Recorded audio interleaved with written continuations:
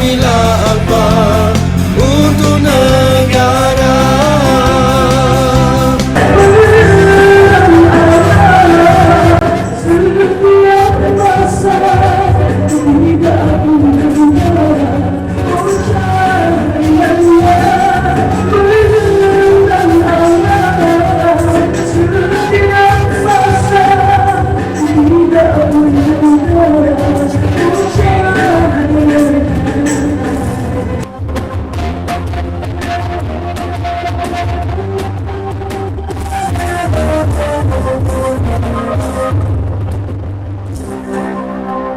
Assalamualaikum warahmatullahi wabarakatuh dan selamat pagi tuan-tuan dan puan, penonton-penonton budiman. Selamat kembali kita ke dalam rancangan Jangan Santai episod kedua, salah sebuah program bual bicara secara santai yang akan menampilkan pegawai Alfa bagi berkongsi cerita berkaitan APM. Kamilah Alfa untuk negara. Hari ini kita sangat bertuah kerana akan ditemani oleh tetamu jemputan khas kita, iaitu Puan Sabariah binti Sarsan. Baik, Assalamualaikum Puan. Terima kasih diucapkan atas kesudian Puan meluangkan masa ke dalam program ataupun rancangan Jangan Santai kita. Waalaikumsalam. Cantik manis hari ini, berpakaian seperti wanita Melayu terakhir. Itulah, tak yang pasti bukan akhir. Bukan akhir, insyaAllah.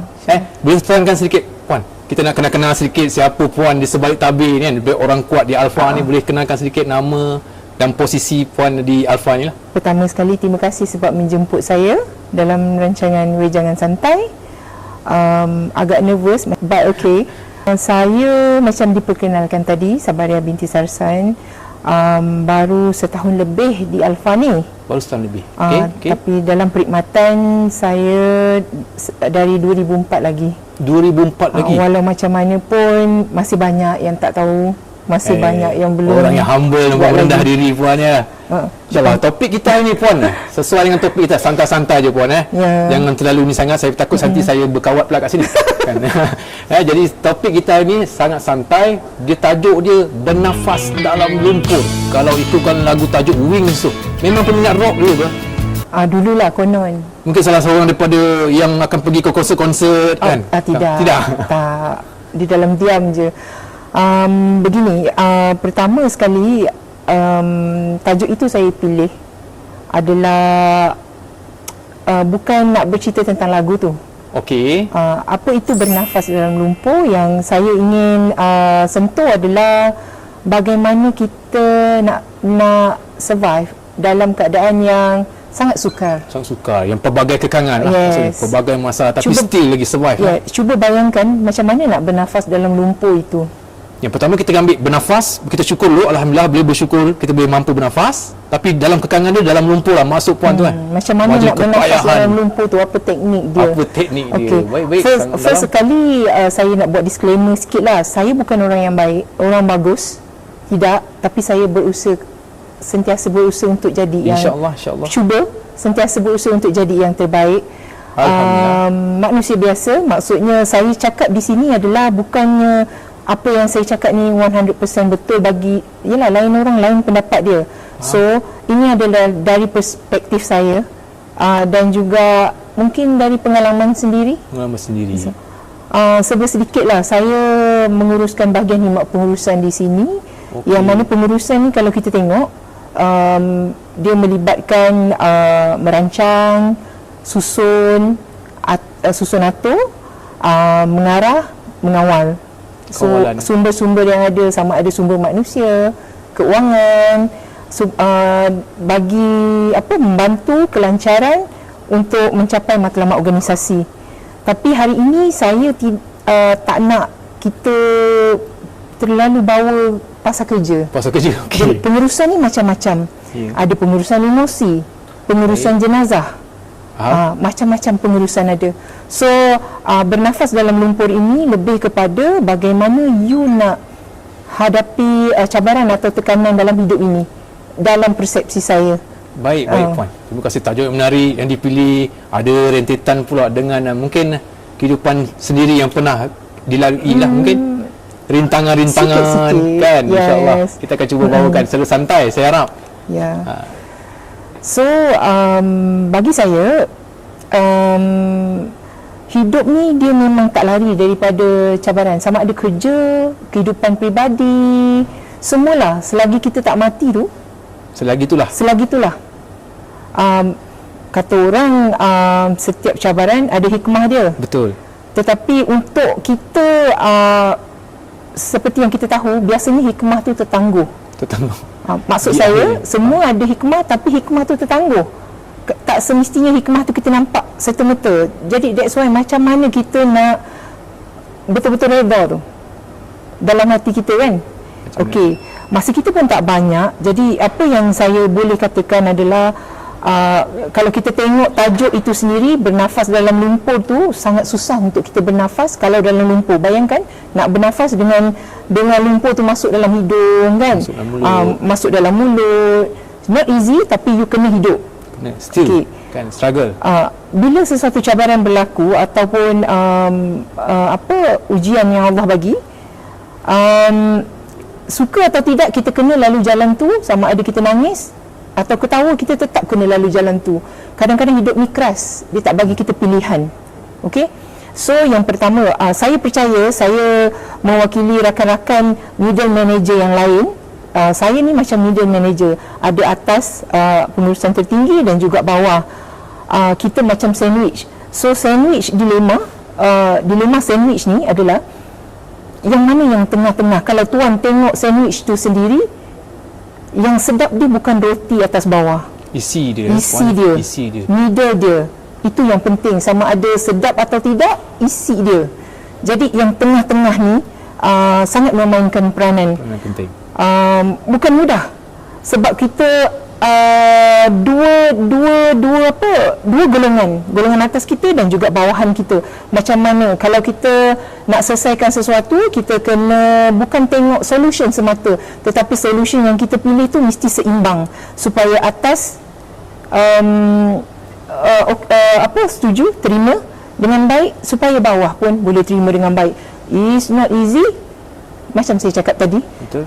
Tetapi tiada pilihan. Bila berlaku sesuatu tu, bagaimana, kan? Kita tetap manusia biasa. Middle manager ni, dia manusia. Tetap akan melakukan kesalahan. Tak semua yang dia tahu. Tetapi macam mana kita nak survive? Betul. Orang, kita tak boleh bodoh. Betul. Walhal kita ada bodoh juga. Betul. Okay. Kita tak boleh tak tahu. Walhal kita ada yang tak tahu. Macam mana cara tu? Kita kena buat macam kita tahu semua, tetapi kita tak mustahil untuk kita tahu semua. Bagaimana cara kita bawa, cara kita cakap. Okey, tak apa, nanti kita semak. Berbanding dengan kita cakap, saya tak tahu ni. Tapi kan nampak value tu berbeza. Tapi tindakan di akhirnya. Yes. So, untuk memenuhi ekspektasi manusia sangat tak mudah. Betul. Sangat tak mudah. Dalam kita nak bawa diri kita, nak bernafas tadi dalam lumpur tu tadi, kita nangis air mata darah pun kita tetap kena hidup. Faham. So yang boleh kita lihat, kita tengok apa pilihan yang kita ada, pilihan terbaik. Yes, apa yang kita boleh kawal, itu yang kita pegang. Orang lain, apa pandangan orang lain, apa persepsi orang lain, kita tak boleh ubah. Yang boleh kita ubah, yang dalam tangan kita adalah diri kita. Apa yang kita boleh ubah? Memang susah nak apa orang kata, nak hati yang baik tu adalah rezeki. Tetapi jika kita ditakdirkan Allah tidak mempunyai hati yang baik, kita boleh didik hati kita supaya baik. Berusaha lagi. So saya malas nak cakap yang ayat-ayat dalam buku. Kalau ada stres, ada cabaran, sabar. Oh, sabar tu senang nak sebut. Senang. Nama pun habis sama. Yes. Sabar di depan tu. Itulah, tapi susah sebenarnya. Sangat susah. Hidup ni macam saya cakap tadi, keras. Bila kita middle manager ni, lagi susah kalau kita tak ada kemahiran asertif. Okey. Tuan tahu asertif apa? Asertif ni maksudnya kemahiran you untuk menyatakan sama ada benda tu negatif ataupun positif. Kita berani untuk cakap dengan orang. Transparent maksud dia. Cakap kalau tak betul, yes. Tak betul. Itu susah sekali kemahiran asertif ni. Kalau kita tak ada pun susah. Kalau kita ada pun agak mencabar. Tetapi bila kita ada, kita boleh keluar, kita tak simpan. Okey, apa lagi yang selain daripada kita kenal pasti apa pilihan yang kita ada, faktor orang sekeliling juga penting. Kita kena, kalau kita tak boleh beri sesuatu yang baik, cukuplah kita beri sokongan.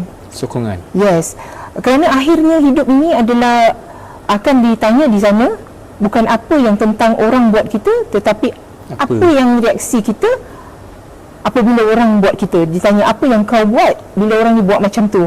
So that's why yang kita perlu kawal adalah diri kita sendiri.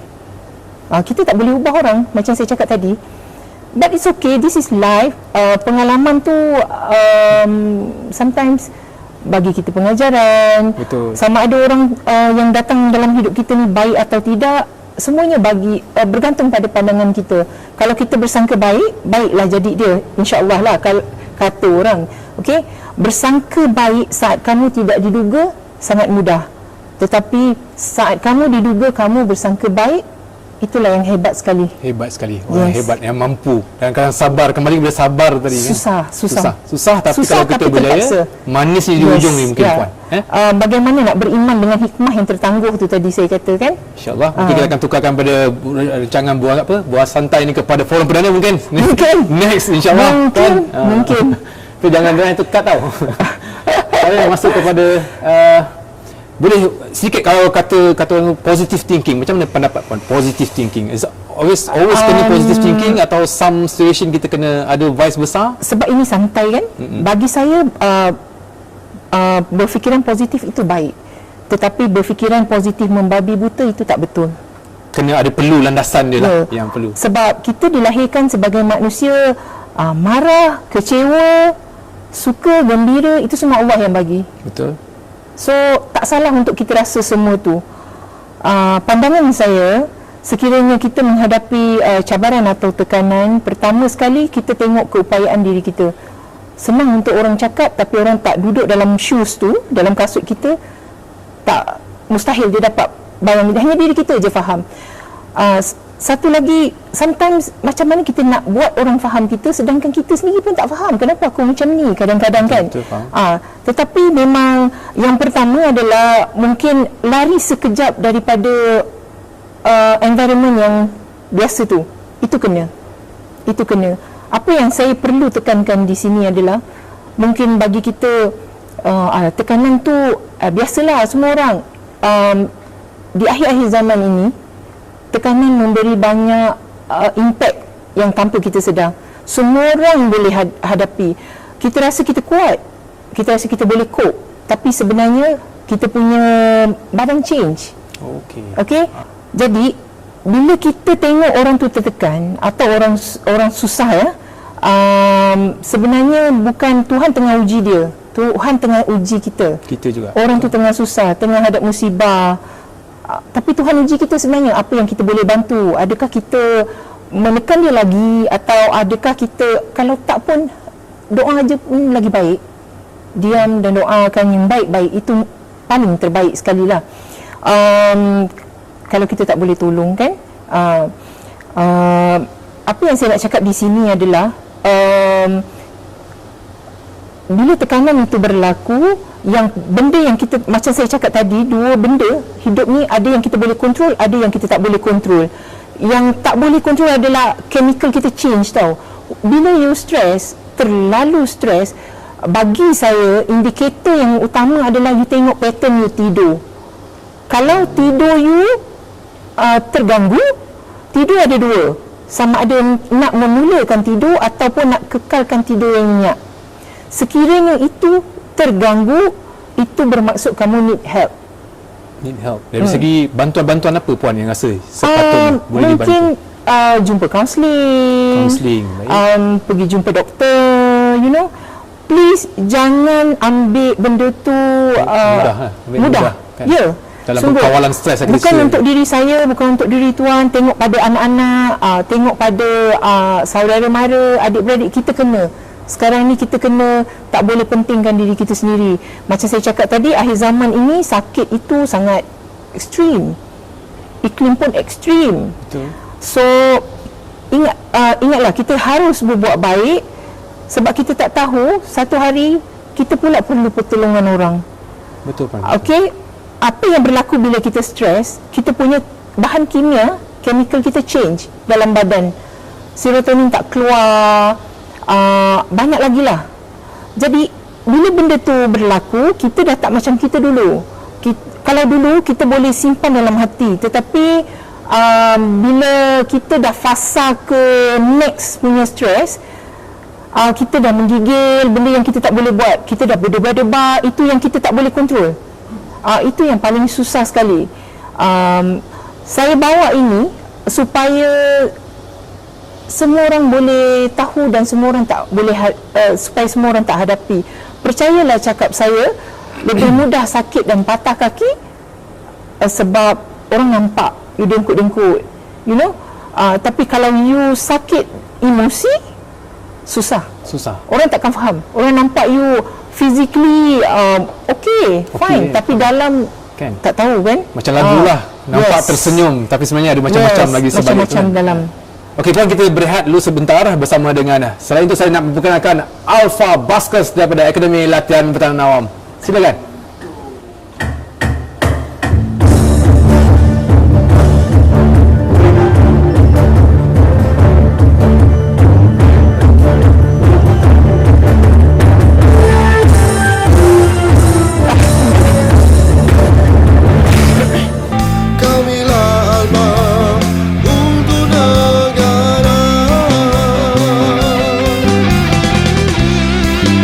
Kembali semula ke rancangan Wejangan Santai.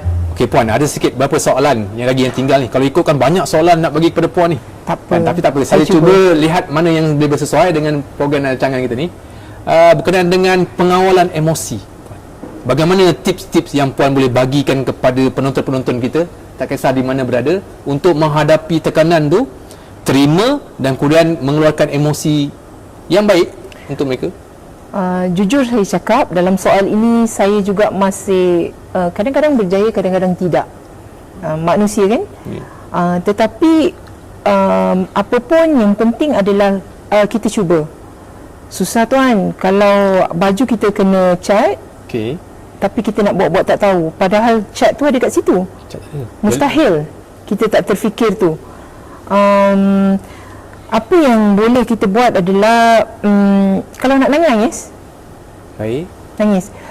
Tetapi yang saya lihat, pengalaman saya, kita harus pergi jauh sikit dari benda yang buat kita trigger, benda yang buat kita susah hati, punca utama tekanan kita. Kita harus pergi. Jika tidak, kita akan ada dalam cycle itu. Fikiran kita susah. Benda ni macam, bagi setengah orang topik ni sangat mudah, ala tak penting topik ni. No, sebenarnya sangat penting. Sangat penting. Emosi kita, kesejahteraan emosi kita paling penting sekali dalam hidup. Sebab kalau you tak ada kesejahteraan emosi, dia akan impact semua, the whole your life. Dari segi keluarga, tempat kerja, orang rakan-rakan, sekeliling you, akan mood you. Ini bukan soal mood sahaja. So kita punya masyarakat, kita punya bangsa masih, bagi saya, masih kurang.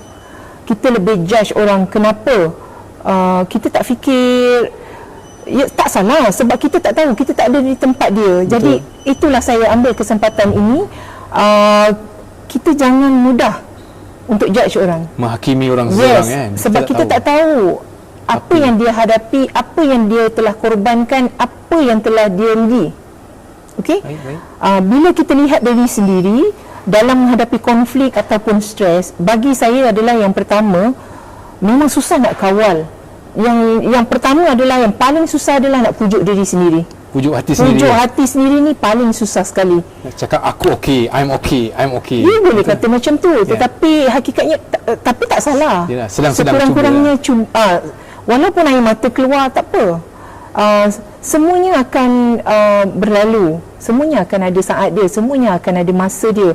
Tetapi waktu kita lalu tu, kalau memang perlu nangis, nangislah. Okey? So, tapi jangan terbawa-bawa. Terbawa perasaan tu. Maksud Puan? Jangan terlalu lama. Okey. Try. Sometimes diri tu kena paksa juga. Okey. Memang setengah orang kata kembali kepada Tuhan, ingat Tuhan. Itu betul. Tetapi tak semuanya yang tanpa usaha kita ingat saja tak jadi apa. Kita lapar, kita tak pergi cari makan. Dapat ke? Tak dapat. Tak Masih, dapat. masih lagi berlapar lagi Masih kan? lapar lagi. So, kena realistik lah dalam hidup ni. Apa yang boleh saya katakan adalah yang pertama, perhatikan you punya diri sendiri. Okey? Kalau macam saya cakap tadi, saya dah bagi tahu, pertama sekali indikator yang agak penting adalah tidur. Sekiranya kamu tidur tetapi kamu buat tidur, itu dah tak betul. Pejam mata tapi dengar kucing you lari-lari, you tak boleh tidur. Itu maksudnya you need help. Pertolongan ini kita kena perhalusi juga. Pertolongan yang bagaimana kita nak. Adakah dengan bercerita dengan orang? Sebenarnya bercerita dengan orang tu adalah satu cara yang sangat bagus untuk kita alirkan kita punya emosi tu tadi. Bagus. Tetapi macam saya cakap, di akhir-akhir zaman ini agak susah. Sama ada kita jadi penyedap cerita orang, ataupun orang ketawakan lagi. Tapi orang kata tak apa, it's okay. Jadi kena jumpa orang yang betul. Yang betul. Memang ditauliahkan kaunselor. Doktor ke, pendengar pun dia kena ada skill. Dia tak boleh cakap kau tak boleh macam ni. Tak boleh. You kena sit down, dengar, walaupun buat-buat faham pun tak apa. At least bagi dia keluar. Pertama dengar dulu. Ya. Dan jangan kau kena ingat Tuhan ni, itu sebab Tuhan ni duga kau macam gini. Memang tak ada lah dia. Lagi bertambah emosi lagi yes, kan. you tak membantu dia, Tak malah you membantu. lebih bunuh dia. Betul. So ingatlah, hari ni mungkin orang perlukan kita. Di satu masa mungkin kita perlukan orang pula. Betul, Kalau betul, tak kita, mungkin anak kita, mungkin keluarga kita, adik-beradik kita. So bagi orang yang menghadapi tekanan hidup, ataupun kadang-kadang orang yang dengki, orang yang cerita benda tak betul, it's okay. Ini semua pengajaran. Mungkin Allah nak bagi kita pengalaman. Betul. Mungkin Allah nak jadikan kita lebih kuat lagi. InsyaAllah. Cakap memang mudah, tapi saya sendiri pun kalau hadap semua tu still nangis lagi. InsyaAllah. But it's okay. Nangis ke apa ke, itu semua memang Allah ciptakan. Atur. Ya. You nangis-nangis. Tetapi kena tengok juga. You tak boleh berserah aja macam tu. Apa usaha you boleh buat? Betul. Yes. You tak ada duit. You pening kepala. Tapi you duduk aja pun tak you cari. poket boleh penuh. Tak ada. Nak mengharapkan bantuan kerajaan saja pun semata-mata pun tidak masuk akal lah. Jadi betul atau salah, sesuatu benda tu very subjektif. Apa yang saya cakap ni betul ke tidak, mungkin bagi tuan cara tuan lain. Betul. Tetapi apa yang saya nak sampaikan di sini adalah kamu kena tahu, bila seseorang itu hadapi tekanan yang sangat panjang dan besar, dia sebenarnya badan dia dalam chemical tu dah change. Macam mana kita nak control change? Kalau kaki patah accident, kita nampak darah keluar, orang ni tak nampak. That's why perlukan ubat untuk keluarkan serotonin tu tadi. Paling sedih lah bila diri you sendiri, you dah tak mampu kawal. Ini bukan soal Tuhan, bukan soal zikir, bukan soal agama lagi. Saya tak nafikan benda-benda tu boleh membawa you ke arah kebaikan, tetapi ada yang perlu dirawat, ada yang perlu doa, ada yang perlu kedua-duanya.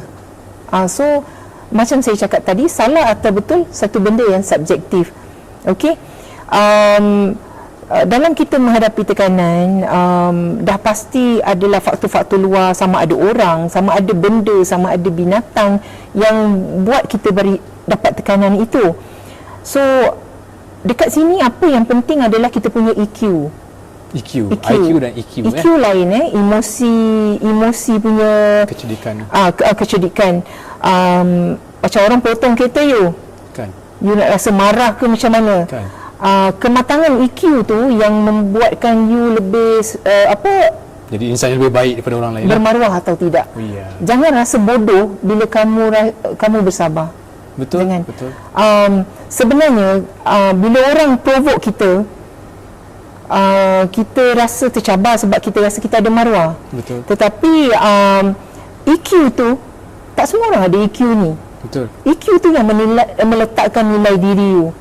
You bagus macam mana, you besar pangkat macam mana, tapi kalau EQ you low, nilai you tahulah sendiri kan. Di mana? Di mana cara bawa diri tu kan, cara you control you punya marah macam mana. Sebenarnya bila kita orang provoke kita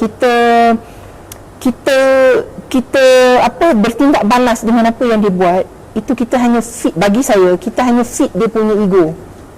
Kita feed dia punya ego, memang tu yang dia nak. So bertenang itu lebih baik. Bertenang pasti menang. #tenang is good.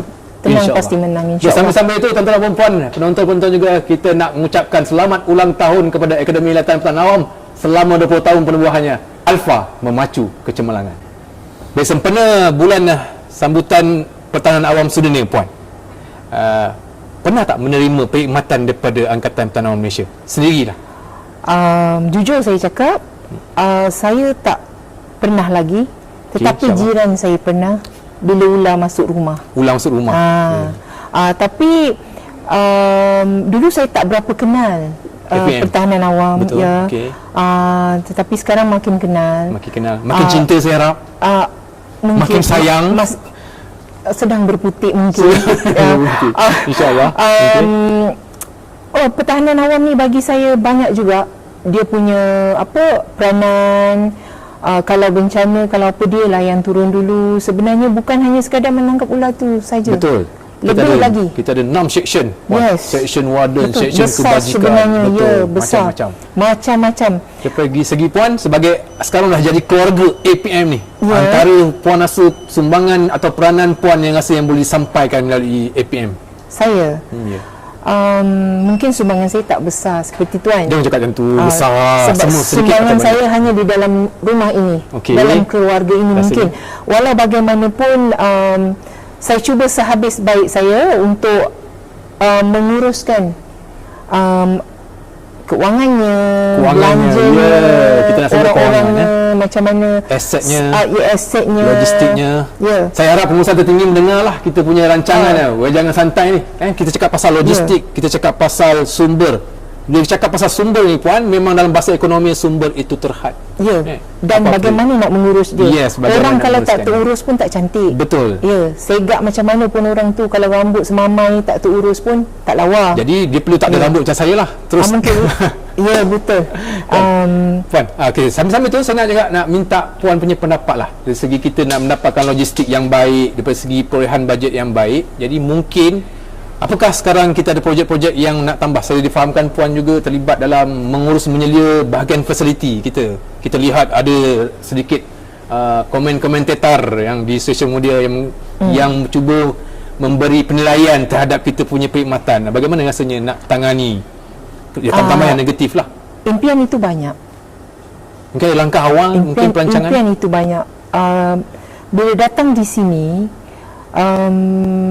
fasiliti adalah satu bahagian yang sangat besar. Betul. Yang menguruskan kemudahan. Tetapi bagaimana kita nak bertahan ataupun kita nak menjalankan hidup ini dengan sumber yang terhad. Kewangan adalah terhad. Betul, terhad. Saya percaya apa yang terhad itu supaya kita lebih menghargai apa yang kita ada. Bayangkan kalau diberi kita duit banyak-banyak, mungkin kita boros. Mungkin kenapa begitu dibuatnya adalah supaya kita lebih tahu mana yang perlu kita utamakan. Mana prioriti yang meletakkan. Dan juga sebenarnya bagi saya, dekat mana pun you berada, kemahiran yang paling utama sekali adalah resilience. Resilience itu adalah daya tahan. You letaklah dekat mana pun, daya tahan itu perlu. Kadang-kadang daya tahan itu memang ada dalam diri orang. Ada setengah orang keadaan yang buat dia ada resilient tu. Kalau tak ada daya tahan, saya rasa tak ada manusia yang tak ada daya tahan. Ada lah kot. Semua orang ada, cuma skala dia tinggi rendah saja. Faham. Itu saja. So untuk ini siapa pun yang berada di tempat saya pasti dia akan cuba yang sehabis baik. Faham, betul. Saya sokong dengan kenyataan tersebut. Ya, kesimpulannya di sini adalah bagi saya Allah tak pernah menjanjikan hidup tu mudah. Tetapi Allah janji dia sentiasa ada. InsyaAllah. InsyaAllah. Kamilah Alfa untuk negara. Sekali lagi. Jadi kesimpulannya puan dalam kita ni topik hari ini bernafas dalam lumpur, dapat saya buat satu kesimpulan. Jika kita ada mempunyai masalah dalam segi menghadapi stres, tekanan sebagainya, ada dua saluran sekarang yang kita ada. Pertama dari segi khidmat kaunselor yang kita ada dalam Hermes, kalau boleh buka, kalau ada, kita boleh jumpa atau pilih siapakah kaunselor-kaunselor yang ada dengan dia orang punya background dia, kita boleh pilih. Dan juga kita boleh ada satu jabatan kebajikan masyarakat juga ada menawarkan perkhidmatan kaunselor-kaunselor yang mungkin menghadapi masalah dari segi tekanan kerja dan sebagainya, boleh berjumpa dengan mereka. Dan pertahanan awam juga ada juga section yang melibatkan psikologi first aider. Mungkin selepas ni yang ini ditubuhkan khas untuk bagi mereka mangsa-mangsa yang menangani yang diuji hidup mereka dengan banjir dan musibah. Terima kasih lagi puan kerana sudi hadir ke ruangan ataupun program Bicara Santai ni, Jangan Santai episod 2 ni. Semoga dengan kehadiran puan ni insya-Allah memberi satu inspirasi kepada mereka ataupun penonton di luar sana. Di kesempatan ini kami ingin mengucapkan selamat hari ulang tahun Pertahanan Awam sedunia dengan motonya teknologi inovatif dalam perkhidmatan pertahanan awam. Sekali lagi saya hos anda Muhammad Ali bin Husani. Ampun maaf jika salah silap. Kita jumpa lagi. Selamat menyambut Ramadan Al-Karim. Kamilah Alfa. Pada minggu depan, pihak Alfa akan mengadakan mesyuarat projek pembaikan rancangan Malaysia ke-12 RP4 yang akan diadakan di bilik mesyuarat teratai bersama dengan 14 Mac 2024. Alfa memacu kecemerlangan. Kamilah Alfa. Untuk